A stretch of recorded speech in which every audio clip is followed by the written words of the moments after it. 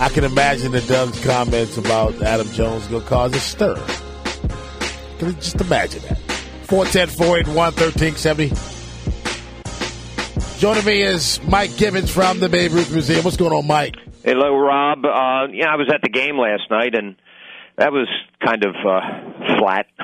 Yeah, it was. So, we got to get going here, I think, and I'm sure Buck will. But it's amazing what happens when a team starts losing. It's just like all the air goes out of the body, and you can see it with the fans and everything. So we've just got to get this thing turned around.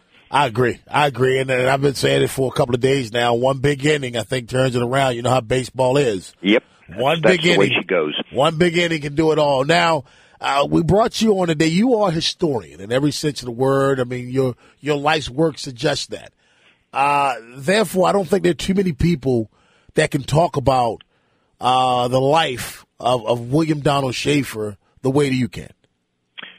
Well, he, I've known him for 30 years, and I have the utmost respect for him, and here's why.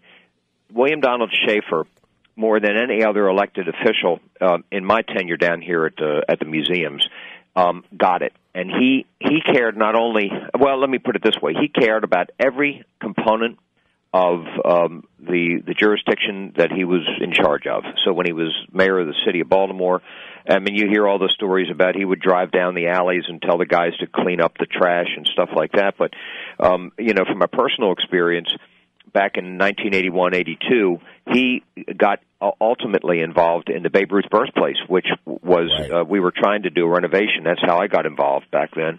And, he came over. And he took a look around and invited me down to City Hall, sat in on cabinet meetings, and provided some funding for us and gave us some direction and gave us connections so that we could pull off that job.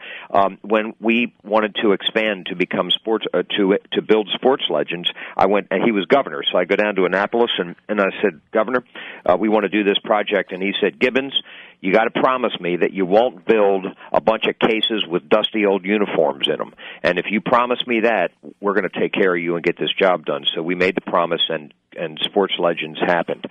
It was under his direction and through his energy and passion. But it wasn't just sports, I mean, he did Camden Yards, but I mean, William Donald Schaefer did Harbor Place, and yeah. And, so all the projects that really Baltimore has come to be identified by, William Donald Schaefer had a whole lot to do with that. And I don't know, I've never seen a man with more energy. You had to have that kind of energy to be involved on so many levels in the city and then ultimately in the state. So he was amazing. He brought the Baltimore Colts archives to us. When he got it back from Bob Irsay in 1985, he called me one day and he says, Gibbons, the Mayflower is in front of City Hall. Get in there and make sure everything came back. And so that's how we became the Baltimore Colts Museum. So he is irreplaceable, and it's a sad day for the city and the state. Fox 1370 Sports, Rob Long Show here with Mike Gibbons for the Babe Ruth Museum, Sports Legends, Camden Yards.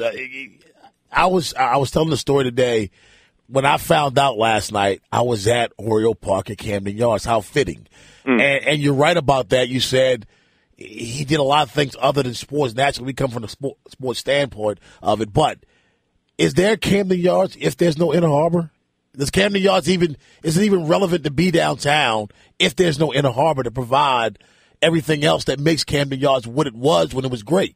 Right. I mean, it's almost like you can see his mind working starting back in the 70s when he became the mayor, that there was a building block situation so that you could see that the Inner Harbor had to be developed. Yeah. And then the aquarium, on the east side, that had to come along, and the power plant and all that. And then he came over to the west side and did Camden Yards. And so it was as though his vision was there from the get-go.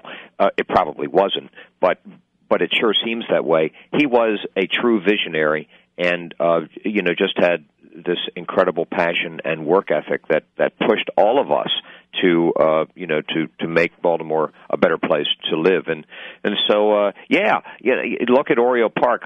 Is that the crowning jewel of his effort and his legacy? Is it Harbor Place? Is it the aquarium? There's so many things that make him just a superlative public official. There's no doubt about that. Mike Gibbons. Mike, thanks a lot for your time, my friend. Hey, thank you for having me on to talk about Willie Don, because he's one of a kind. Absolutely. I agree. Thanks, Rob. Thank you.